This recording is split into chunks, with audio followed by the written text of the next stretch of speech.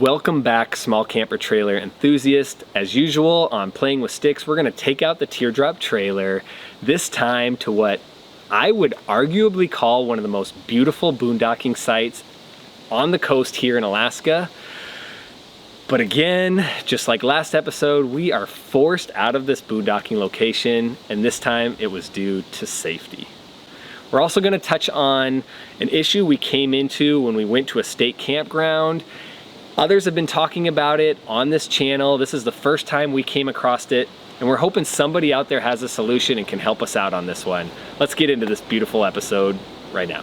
Sometimes your favorite boondocking site turns into not your favorite because east. Stop it.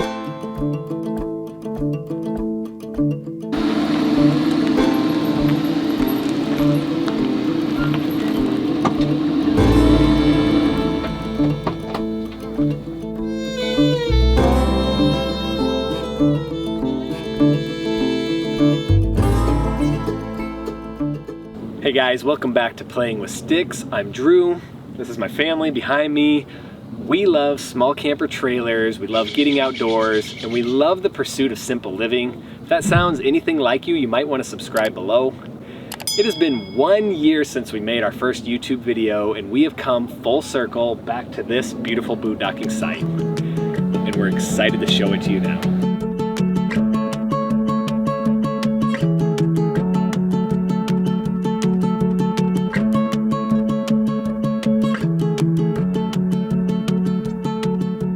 Coming out here, hanging out in the 75-degree weather, throwing on a backpack, putting East in it, and doing a hike. We brought May's little brother out here, just showing him some of the beauty that is Alaska. And other than that, we're just gonna take you along on the journey today.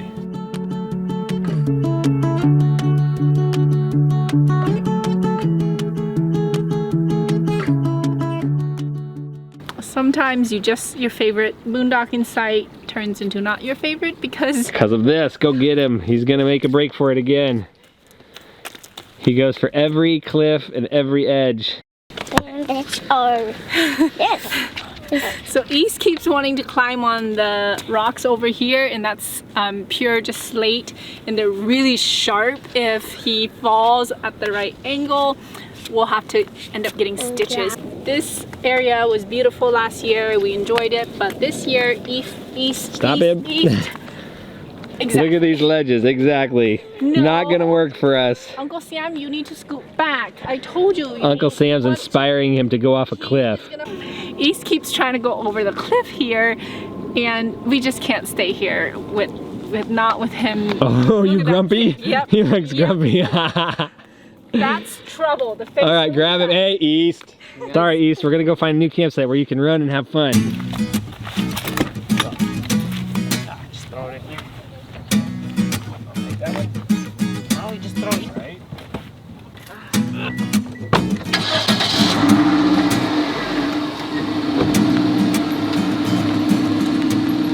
In this same location, we shot a video about going out camping with young children and just some tips and tricks to make it a little easier. If that's something you're into and you haven't caught that video yet, we'll put a link in the description below.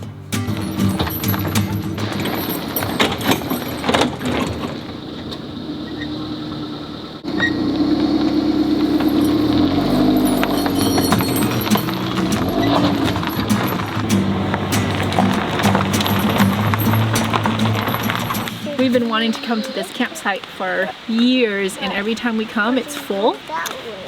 We actually had some openings today, so we took it.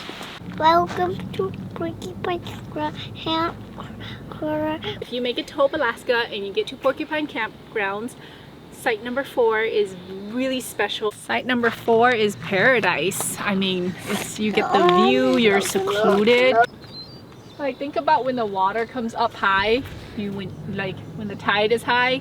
Yeah, that would be awesome. Be beautiful.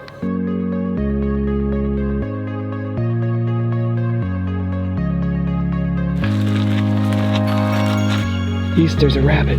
Walk slow.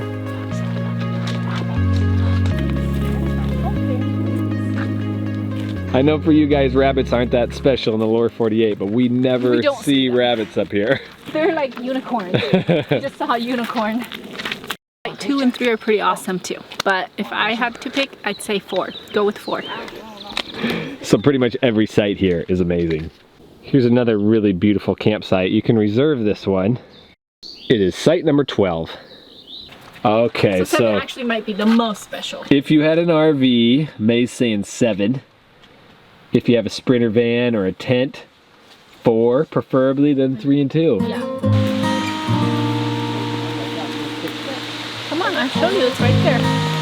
This feels kind of like Birdwood. Yeah, it's got a good foresty feel here, doesn't it?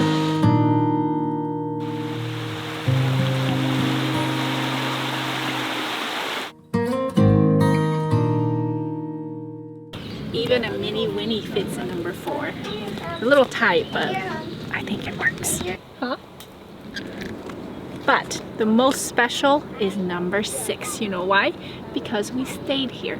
That's our campsite. If you really love playing with sticks, you do make it to Porcupine Campgrounds, you would give up number 4 to stay at number 6 to show us you love us.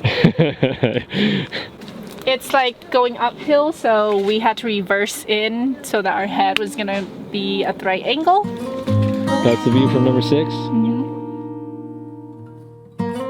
So we pulled in here after a couple of years of boondocking. We pulled into a state campground and really scratched our head a bit about how do you put a side entry tent up next to your teardrop when all you have here is an asphalt pad or a concrete pad. We didn't really know. We're used to staking it down. What do you guys do? Do you guys bring rocks to put in the corners? Do you bring sandbags? Or is this even something that wouldn't even work? If a big wind came up, would it just be blown away? We never even thought about this before. One of the commenters in our videos just recently left a comment. He's a person who comments a lot, shares a lot of good information, and he said that's one of his biggest issues out here. He said that he's going around to state campgrounds and he's looking for spots that allow the teardrop to fit and his tent, and especially spots that aren't concrete. And now we totally see what he's saying, because our teardrop tent, the side tent, is mounted over here, and that does us no good as a side entry to have it all the way over here on a grassy knoll. The grassy knoll, the second gunman on the grassy knoll. So everybody uses the terms grassy knolls when talking. This is the opposite, so bring me that side. Pure city boy here. Is this the first time you've put together tent pole? Oh, yes. Watch out for my baby. Don't hit my baby. I won't. I was like, put together the tent poles. He was like, huh? Hey, I think I did. He's not my You did brother. really good. Yeah, that's really good for the first time. Yep, hit that in there. We got these two situated so I can start cooking dinner. For those of you who haven't seen the video of our side entry tent, I'm gonna put a link in the description below. This side entry tent has been with us all summer. We're putting it through its paces. It's still holding up, but most of all, it is giving us a quality of life out here that we didn't have before. We'd even recommend it for the Scamp family, people who are doing fiberglass trailers. A tent like a clam tent or some sort of pop-up really is a game changer out here. Another teardrop rookie mistake. We stirred with a backpacking spoon, a very hot dish, and melted it. So we'll be bringing out a wooden spoon next time. So what we thought was our favorite boondocking site quickly became a site that was not realistic for a family, and we realized within an hour to an hour and a half today that we needed to find another site. When we had to move from that site to this site, it just reminded us of our most difficult times as a teardropping family, and those are the times where we don't have much time to set up camp before going to bed. We got here, we had to quickly set up camp, we made our meal, had a little time for a walk, and then we were putting East and May to bed.